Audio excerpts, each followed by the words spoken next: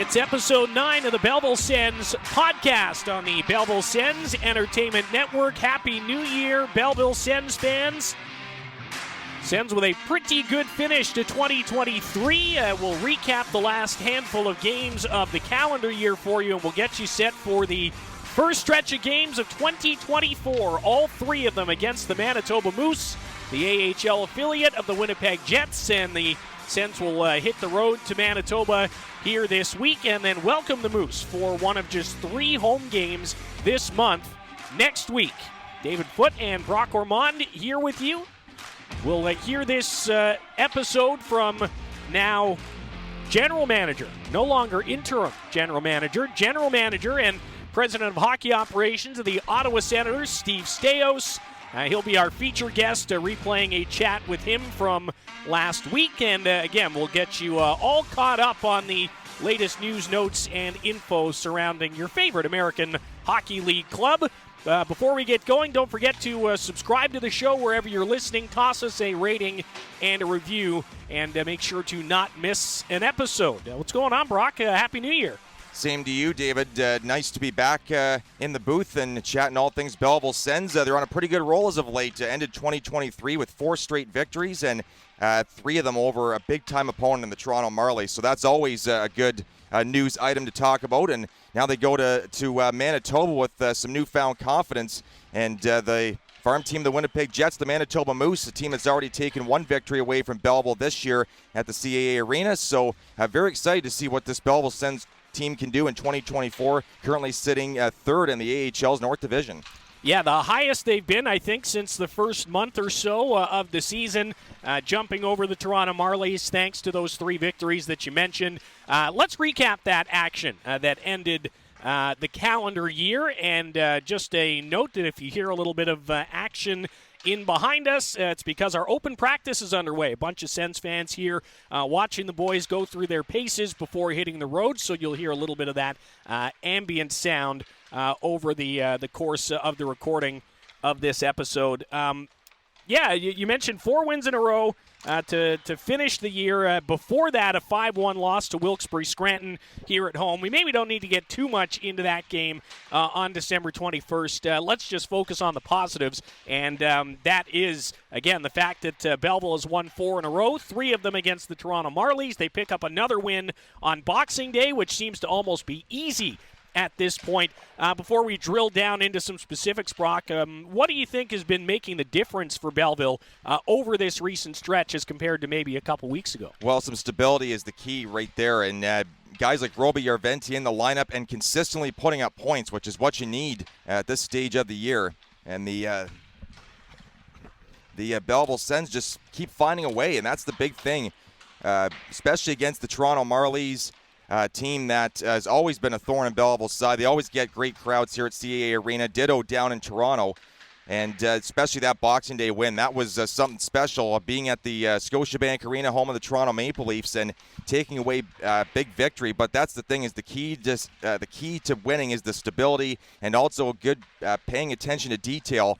And Dave Bell said defensively that the team needs to buckle down, tighten up a little bit. And they have. They really have. They've only allowed 8 goals in the last 4 games. So that's very impressive against a team that can score in the Toronto Marlies. Laval, not as much of a scoring team, but they are definitely a group that can spark when they need to. And Belleville just finds a way to lock them down and play such steady defense that it causes a lot of frustration. Goaltending's been great as well. We talked about Kevin Mandolese and Mads Sogard. Mandolese, especially after a bit of a rocky start, has found his way back again. So that all culminates in what's been a pretty successful last couple of weeks for Belleville. Yeah, and the defense, it's so important. I mean, obviously, right? The old expression is defense wins championships, and you can't be successful without good defense. But let's be honest about the Belleville Senators' offense. It doesn't fire as powerfully as maybe some of the other clubs in the league. Not to say there aren't guys who can't score on this team, but the goals against has been lower than the goals for, as it should be. But the number has been better, I think, in terms of the team defense that the Belleville Sens are playing. They have to play good defense to kind of offset where the offense kind of falls short sometimes. And, again, I have to drill down on the exact numbers, but it seems like 4 is kind of the magic number. If the Belleville Sens can score more than 4 goals, they tend to win the game, and they've been doing that a lot more frequently. Yeah, absolutely. And, again, you got guys like Yarventi, you got guys like Cole Reinhardt scoring an overtime winner too, only his 3rd of the year, but he finds a way. It's just incredible. And Belleville's showing a lot of guts too, coming back from Toronto as well. Down 2-0 going in the 3rd. They score twice and then win it in OT thanks to Reinhardt. And when he goes, usually the Belleville Sens go, which is kind of funny to say given that he's only scored 3 goals this year.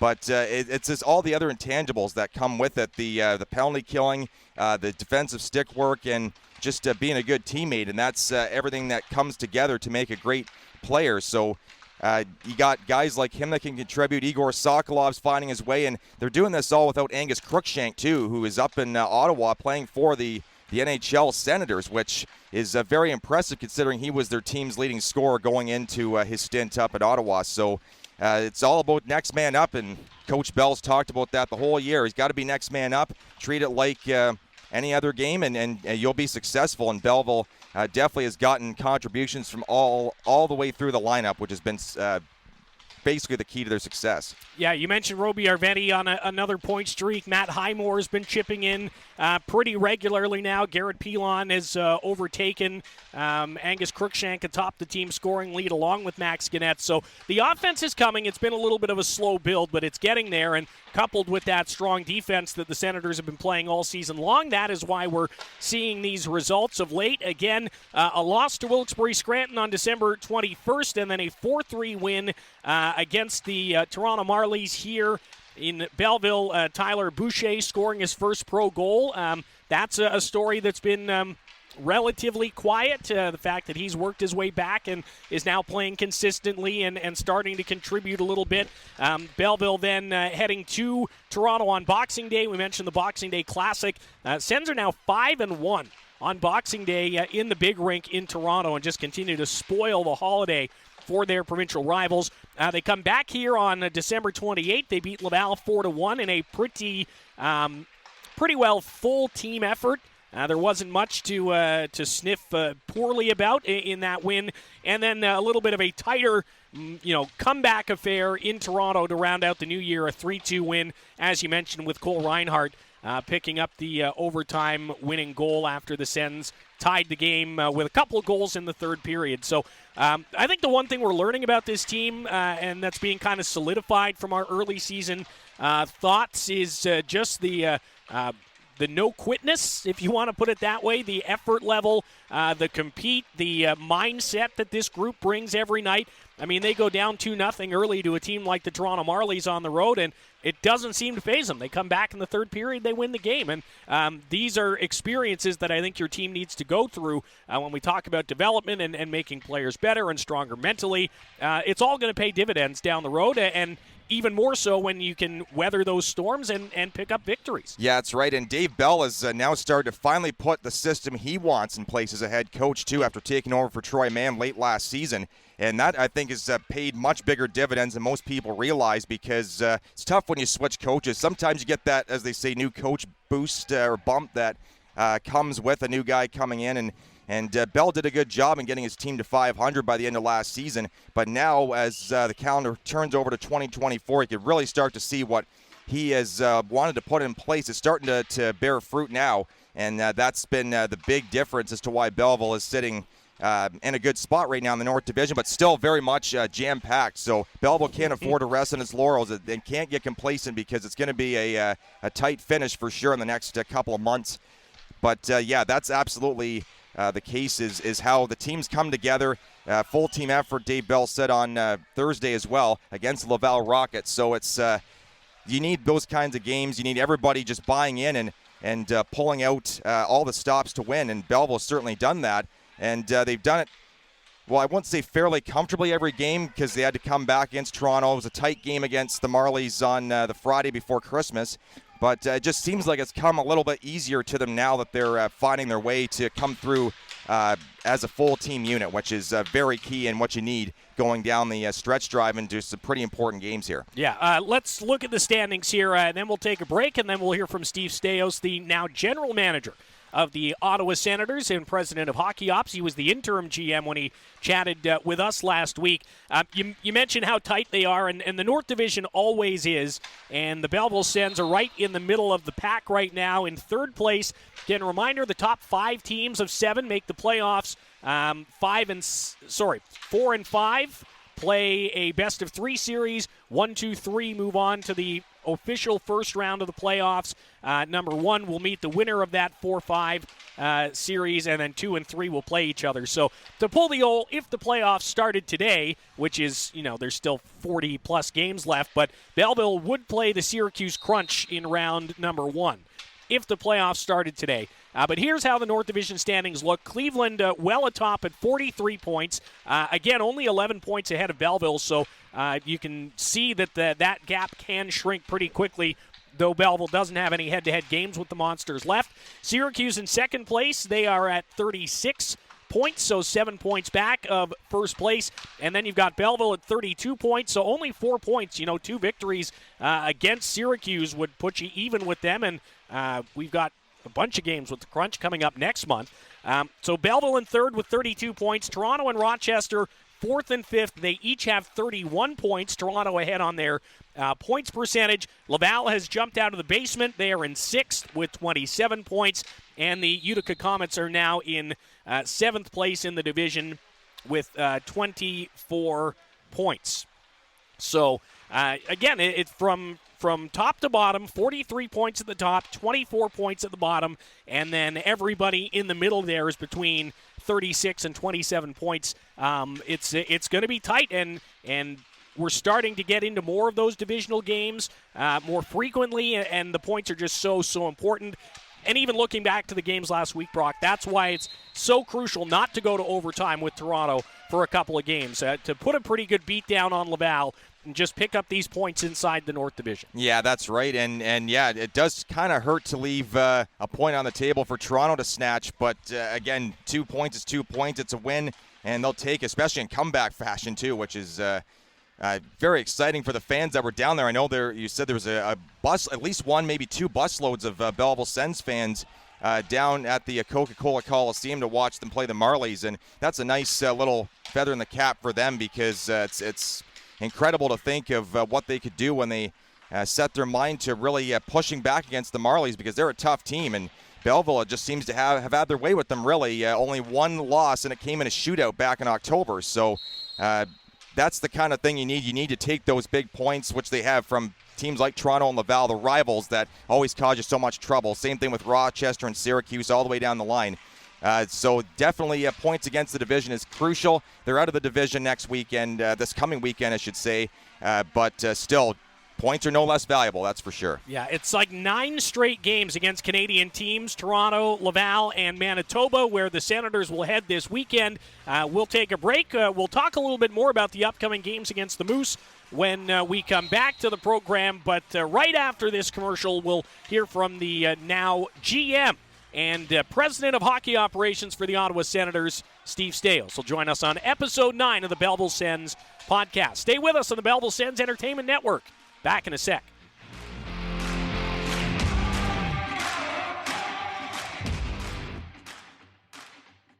Make this year your home hockey team's best one yet. Cheer on the Belleville Senators. Go Sens! Fenny on the near half wall, back to Gannett, cross it goes, Sokolov shoots and scores! Wednesday, January 10th, 7 p.m. Your Sens play the Manitoba Moose, AHL affiliate of the Winnipeg Jets, for Winning Wednesday. Specials on merch and concessions, like $5 tall cans, 6 p.m. till puck drop. More in 2024 with your Belleville Senators. See BellevilleSens.com. Go Sens, go!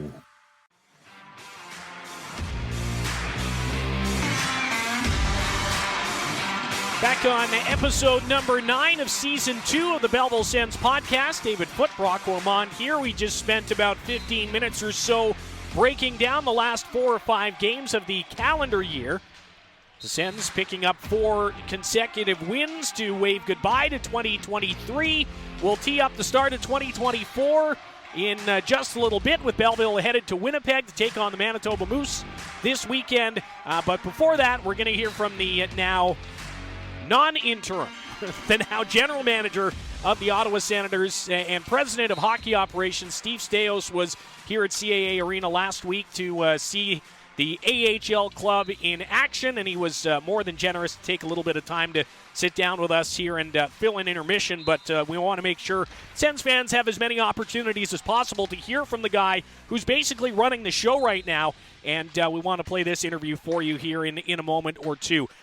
Maybe first, Brock, just a thought perhaps on, we used the word stability earlier on. That seems to be the key word up in Ottawa right now from Michael Andlauer, the owner, from Steve Staios, the GM, president of hockey operations, is they want to stabilize what's been a pretty rocky ship, to say the least, over the last few years. And it's been early. They've got a lot to deal with, but it does seem like things are trending in the right direction off the ice for Ottawa, despite the fact that on the ice they've had some struggles of late. Yeah, absolutely. And he pretty much said that Belleville is going to be a very interesting place to watch over the next few months, just to see what kind of guys he's got at his disposal. And the move to get Jacques Martin in, a guy that's not at all an unfamiliar face to Ottawa Sens fans. And then you get Michael Andlauer, the new owner, in. Those three guys are working together pretty closely to make sure that both Ottawa and Belleville have the right tools and the right resources to succeed. And Steve Staios, again, very smart guy. Has been around the game. He's played in the NHL for years. He's been around the game for years, won a couple of championships in the old Belleville Bulls, the Hamilton Bulldogs, now the Brantford Bulldogs. So he knows how to win, and it's going to take some time. It won't happen overnight, but Steve Staios is a guy that is about as good of a guy as you can have to right the ship, like you said, and get this organization back on the right foot. Belleville's doing pretty well this year, but Ottawa still dealing with some struggles, as evidenced just in their most recent games. So it's all about just now tightening that realm and making sure that everybody's got everything that they need to succeed. And so far, Steve Staios is doing a pretty good job, and now we'll see what he can really do as the GM, the guy that's making calling the shots, I guess, in the chair. Well, let's hear from the man himself, Steve Staios. Again, he was promoted to general manager from interim general manager just days after this interview. So we're not mistaken when we refer to him as interim general manager. But Steve Staios, our guest this week on episode 9 of the Belleville Sens podcast. Really pleased to be joined by our guest tonight, Steve Staios, the president of hockey operations with the Ottawa Senators, interim general manager. Thanks for taking some time. Appreciate it. Yeah, my pleasure. It's been a busy few months for you, to say the least. Appointed to your current role in September, and then, of course, taking over the interim GM role as well. How have you kind of found this transition into this new job for yourself? I mean, it's been good. I think, as everybody knows, we've been we dealt with some unforeseen circumstances early on. I don't think it was our intention to come in here and Michael and I to be. We wanted to make sure that we took our time to make the right decisions for this organization, both in Ottawa and Belleville, in the short term and with a long-term vision on it. So we've dealt with a lot of things, a lot of adversity. I think things have stabilized a little bit now, and we're looking forward to building off of a little bit of stability now and having a better second half. Yeah, absolutely. Things are steadying out, as you say, and they'll just improve as time goes along and everybody gets settled in their new roles. I want to try to put some focus on Belleville here while we've got you. I mean, there's lots going on in Ottawa, but how much are you guys able to look at Belleville and what's happening here right now as well? Well, I mean, we're watching it keenly. I mean, it's a lifeline for us in Ottawa, as evidence of how many players we've used. Yeah. In a salary cap era, it's critical that we continue to nurture and pay close attention to what we're doing here in Belleville. And I think the coaches have done a fine job. We've used plenty of players this year who have made impacts on our team and in games, and we got to continue to do that. I think if you look at some of the players that are even up right now and have been able to kind of form an identity for some of our lines, it's critical. And so we spend a lot of time here. We want to pay close attention to how we're developing our players. Yeah, and we see those prospects paying dividends pretty quickly. Angus Crookshank scores in just his second game, and he's been a workhorse up there. Is it difficult when you have so many prospects here to kind of decide who goes up and when? Yeah, I mean, there's obviously a process involved in it. We involve the coaching staff here, and I think that there's accountability. I think for the players, it's if you're putting in the work and you're performing at a high level, you're going to get an opportunity, and we want to make sure that we develop that level of accountability for these players so they can continue to develop. It's only the best way to do it and create that competition, and there is great competition here amongst the guys, and there's a good line of communication. I think Ryan Bonus and Sean McCauley in particular with the group and the coaching staff, and we'll communicate and see who's playing at their best and who's bringing it, and they'll get that opportunity. I know it's something that the fans here have, I'll use the word frustrated, been frustrated by, is seeing their favorite player who's playing really well then all of a sudden get called up to the NHL. But as we're trying to teach people and remind them, that's the point. That's the whole reason, is for us to develop the next wave of prospects for the Ottawa Senators. And I think the fans kind of have to take a little bit of take some pride in the fact that these guys are developing here at CAA Arena, and then they're up in the NHL sometimes days later. Absolutely. I think that's really the essence of the American Hockey League, and for our fan base here in Belleville that's supported our team is, you come out and you support these players, and then you hope that you're home on a Saturday night, you turn on Hockey Night in Canada, and they're making an impact for the Ottawa Senators. And now we appreciate the support here. We certainly put a lot of time into making sure that the environment's right for our players here and for our fans. What were kind of your first impressions of Belleville as an AHL market? Obviously home for 30-plus years to junior hockey, and now we're in Season 7 here in the AHL. I personally feel like it's a really nice fit. How do you feel? I think it's a great fit as well. Yeah. I mean, we're just down the road. I think from a location standpoint, it's a real benefit to us. Not only for us to be here and be involved and be able to have communication with our players and our coaches here, but also on calling players up. I mean, we're in a salary cap world, and things happen pretty quickly, and you got to manage the cap and the roster on a daily basis. And so we love it. We love the community here. The arena, the facility for the players is top notch, and we'll put a lot of resources into making sure that they have what they need. Take a couple more minutes here with Steve Staios, the president of hockey operations for the Ottawa Senators and interim general manager. There's a lot of work to be done, obviously, at both levels. What would you consider to be a successful season for the Belleville Sens? I think continue on the same path that they are. They compete every night. I think the level of detail that our players are playing with and the coaches are coaching them to has been good.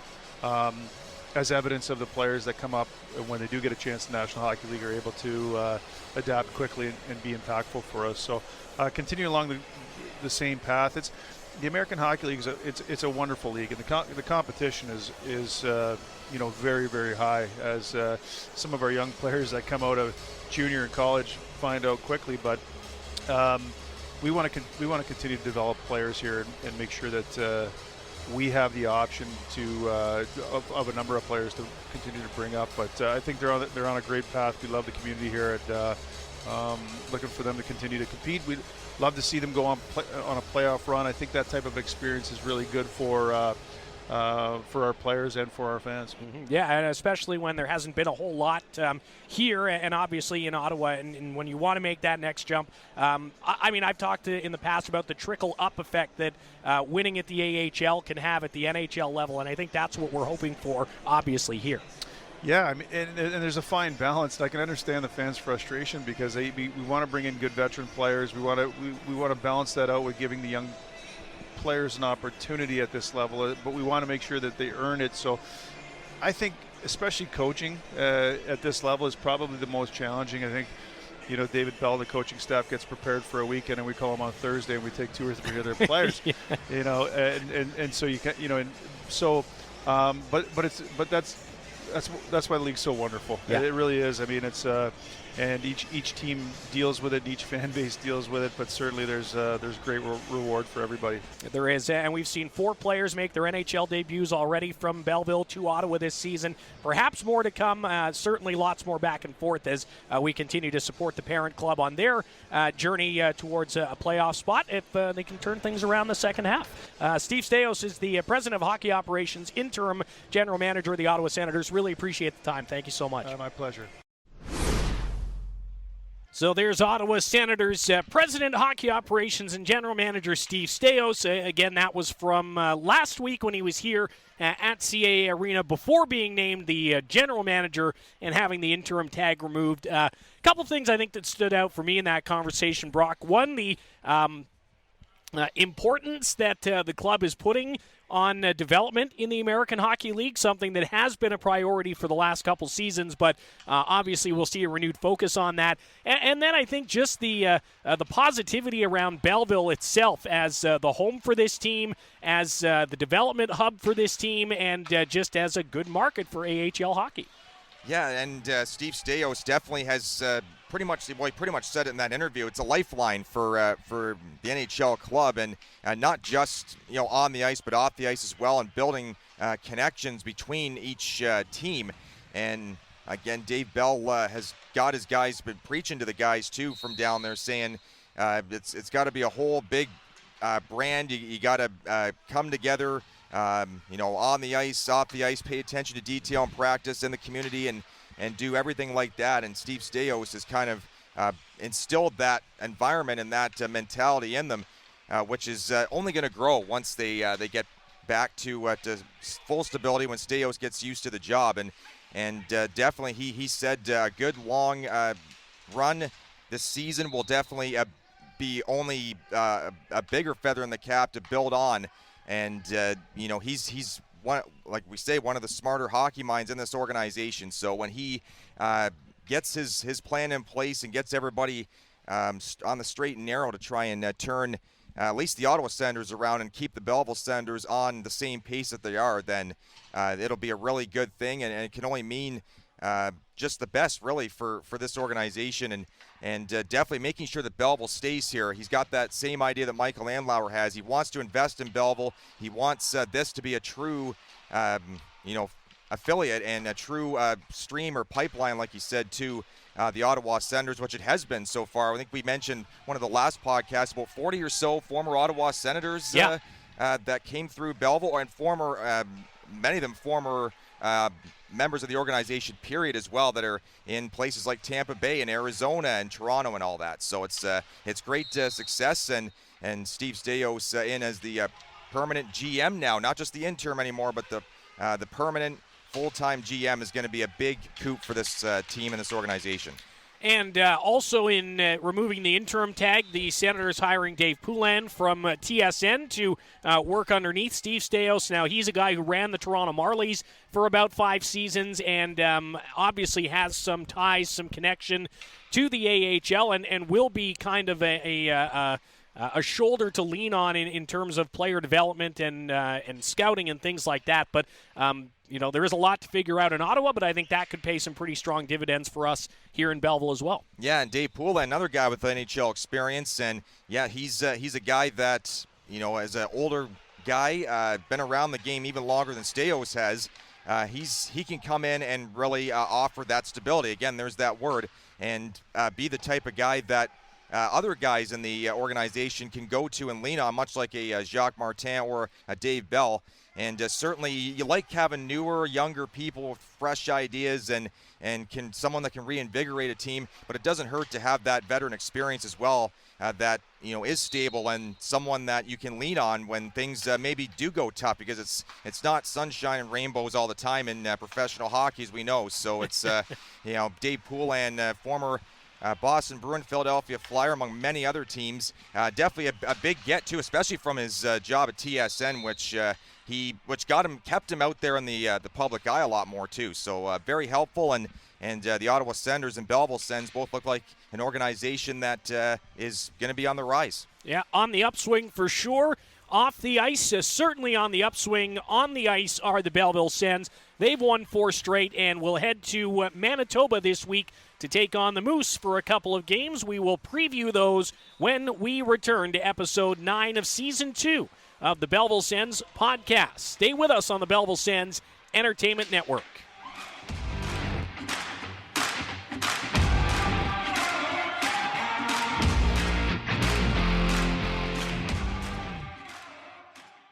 Don't miss 1 second of Belleville Senators action this season. The Belleville Sens Entertainment Network is the only place to hear live coverage of the Belleville Senators for all 72 games plus playoffs. Pre-game coverage begins 15 minutes before each game with David Foote, and the network is also home to the Belleville Sens podcast, the Belleville Senators Entertainment Network, presented by Deerhaven Farm and Garden. Tune in on the Belleville Sens app or BellevilleSens.com.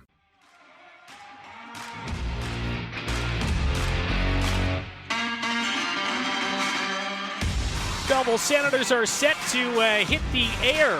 First flight of the season as they head to Winnipeg, Manitoba for a few days and a couple of games against the Manitoba Moose. We're into the final segment here of episode 9 of season 2 of the Belleville Sens podcast. David Foote here along with Brock Ormond. Thanks for sticking with us. Hope you enjoyed the feature interview with Steve Staios earlier on, as well as the breakdown of the last few games of 2023. Going to check in on the start of 2024 now with a trio of games against the Manitoba Moose. 2 of them in Winnipeg, 1 of them here at CAA Arena. That is one of just 3 home games for the Belleville Senators this month. And none of those 3 games, Brock, will be very easy. I would imagine the Manitoba Moose, obviously in the AHL Central Division, one of the handful of Western Conference teams that the Senators play in the course of a season, and they're right around kind of where the Senators are. Belleville actually with 8 more points than the Manitoba Moose. Not that that's a big factor, but a couple of teams that play similar styles of games, not overly high scoring. Manitoba does allow a lot of goals, and Winnipeg's been a bit of a tough destination for the Sens over the last couple of seasons, so it seems like a good opportunity to kind of turn that around a little bit and keep the streak rolling.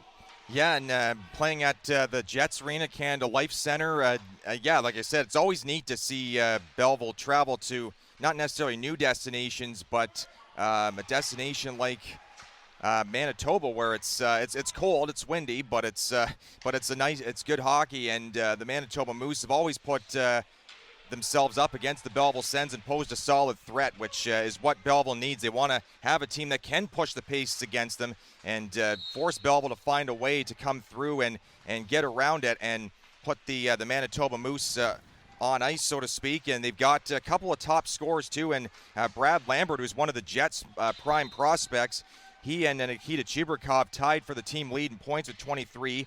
But like you said, David, they don't score much. 11 goals for Lambert leads the team. Next is Chibrikov with 9. And then Jeff Malott as well, a guy that said his name quite a bit over the last couple of years.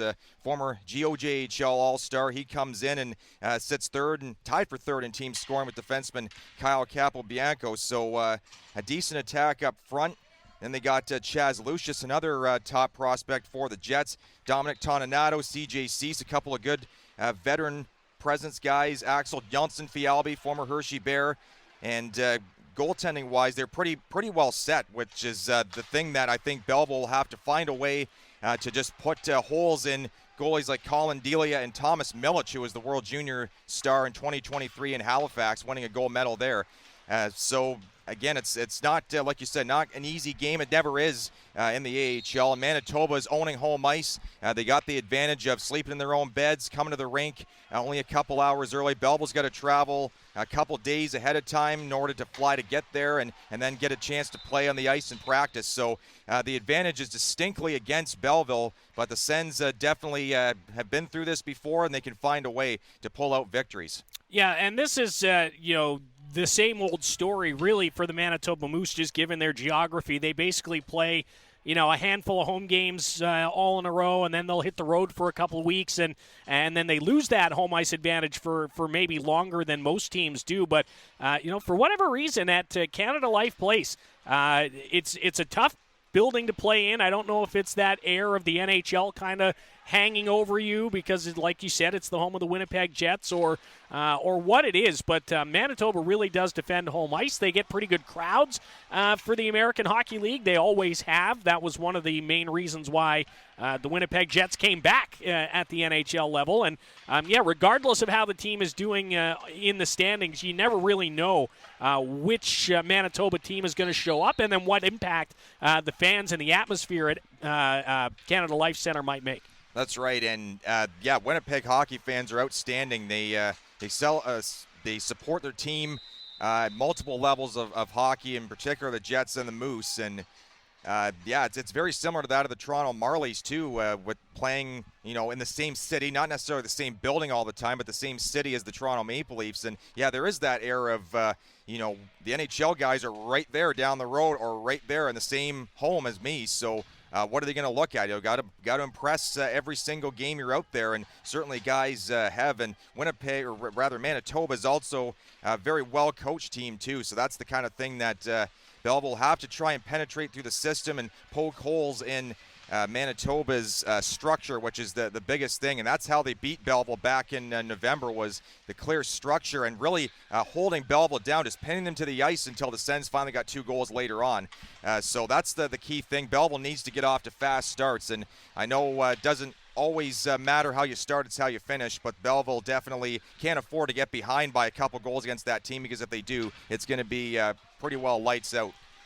Yeah, the slow starts have I won't call it an issue because, like we talked about earlier, this team has come back in them. They never quit till the final whistle, but certainly getting ahead of the game, not chasing things would make a big difference. And I think, we have been using the word stability. I think that stability and consistency is what's really going to be key moving into this weekend and these 3 games against the Moose. Those top guns who have been firing of late for the Senators need to continue to contribute and really pace this offense, because I think it makes everybody else just a little bit more comfortable, right? When your top guys are scoring, your middle depth guys can play more of that two-way role. They don't have to be worried about, oh, hey, I better pick up the slack a little bit.